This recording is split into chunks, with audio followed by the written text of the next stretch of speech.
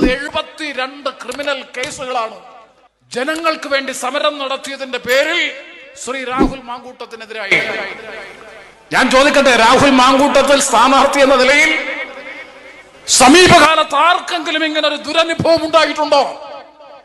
കൊച്ചു വെളുപ്പാങ്കാലത്ത് 5:30 മണിക്ക് നേരം പുലരുന്നതിന് മുമ്പായി ഒരു ഭീകരവാദിയെ അറസ്റ്റ് ചെയ്യുന്നത് പോലെ,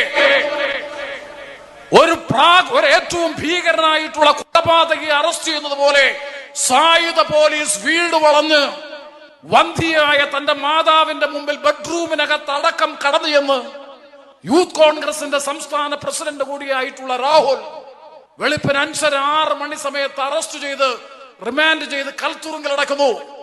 പിണറായി വിജയനെതിരെ പ്രസംഗിച്ചതിന്റെ പേരിൽ, ചാനൽ ചർച്ചകളിൽ അതിനിശ്ചിതമായി വിമർശിച്ചതിന്റെ പേരിൽ, ജനകീയ പ്രക്ഷോഭങ്ങളിൽ പങ്കെടുത്തതിന്റെ പേരിൽ അവിടുത്തെ ജയിൽ സൂപ്രണ്ട് ഞങ്ങളോട് പറയുന്നു, ഇത് 4-ാമത്തെയോ 5-ാമത്തെയോ പ്രാവശ്യമാണ് രാഹുൽ മാങ്കൂട്ടത്തിൽ ജയിൽവാസം അനുഭവിക്കുന്നത്. അങ്ങനെയുള്ളൊരു പൊതുപ്രവർത്തകൻ, രാഷ്ട്രീയ പ്രവർത്തകൻ, ഇവിടെ നേരത്തെ സംസാരിച്ച 2 പേരും സൂചിപ്പിച്ചതുപോലെ KSUവിന്റെ യൂണിറ്റ് സെക്രട്ടറിയായി, യൂത്ത് കോൺഗ്രസിന്റെ പ്രാദേശിക പ്രവർത്തകനായി, സംസ്ഥാനതല നേതാവായി ഇന്ന് കേരളത്തിൽ പിണറായി വിജയന്റെ നേതൃത്വത്തിലുള്ള അധോലോക മാഫിയ സർക്കാരിനെതിരായി സമൂഹ മാധ്യമങ്ങളിലും പൊതുമണ്ഡലത്തിലും പ്രക്ഷോഭ രംഗത്തും അതിശക്തമായി പ്രതികരിക്കുന്ന, നിർഭയത്വത്തോടുകൂടി പ്രതികരിക്കുന്ന ശ്രീ രാഹുൽ ഗാന്ധി, ദേശീയ തലത്തിൽ രാഹുൽ ഗാന്ധിയുടെ ഏറ്റവും വലിയ യോഗ്യത എന്തെന്ന് ചോദിച്ചാൽ, ഏറ്റവും വലിയ ക്വാളിഫിക്കേഷൻ എന്തെന്ന് ചോദിച്ചാൽ, അനുഭവത്തിന്റെ അടിസ്ഥാനത്തിൽ ഞാൻ പറയുന്നു, ഇത്രയും നിർഭയനായ ഒരു രാഷ്ട്രീയ നേതാവ്, ദേശീയ നേതാവ് രാജ്യത്തിന്റെ ചരിത്രത്തിൽ ഉണ്ടായിട്ടില്ല. നിർഭയത്വമാണ് രാഹുൽ ഗാന്ധിയുടെ സ്വഭാവ വിശേഷണത്തിൽ ഏറ്റവും പ്രധാനമെന്നുണ്ടെങ്കിൽ ഭയരാഹിത്യം.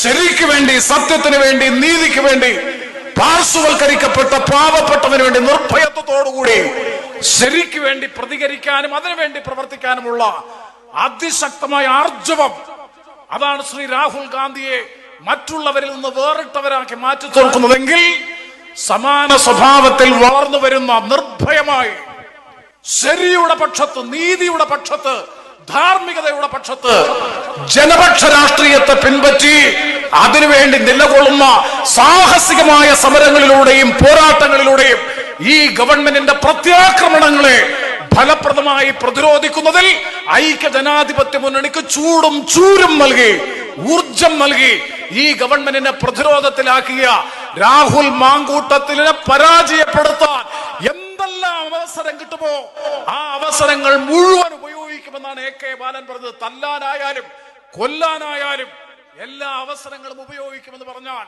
അതുകൊണ്ട് തന്നെ ജാഗ്രതയുണ്ടാകണം. മത്സരിക്കുന്ന സ്ഥാനാർത്ഥി LDF-ന്, CPM-ന്, ഞാൻ വളരെ വ്യക്തമായി പറയുന്നു, CPM-ന് പാലക്കാട് നിയമസഭാ നിയോജക മണ്ഡലത്തിൽ സ്ഥാനാർത്ഥിയില്ല. പാലക്കാട് പോലെയുള്ള രാഷ്ട്രീയ പാരമ്പര്യമുള്ള ഇടതുപക്ഷ രാഷ്ട്രീയത്തിന് വളക്കൂറുള്ള മണ്ണായ പാലക്കാടിന്റെ മണ്ണിൽ അരിവാൾ ചുറ്റിക നക്ഷത്രത്തിൽ മത്സരിക്കാൻ ഒരു സ്ഥാനാർത്ഥിയില്ല. സ്വതന്ത്രനായി മത്സരിക്കുന്നു എന്ന് പറയുന്നു. സ്വതന്ത്രനായി മത്സരിക്കാനാണെങ്കിൽ എത്രയോ യോഗ്യതയുള്ള, സാമൂഹ്യ വീക്ഷണവും പ്രതിബദ്ധതയുമുള്ള എത്രയോ പ്രഗത്ഭരായിട്ടുള്ളവർ അനുഭാവികളായി, സഹയാത്രികരായി CPM-നുണ്ട്. എന്തേ മത്സരിപ്പിക്കുന്നില്ല?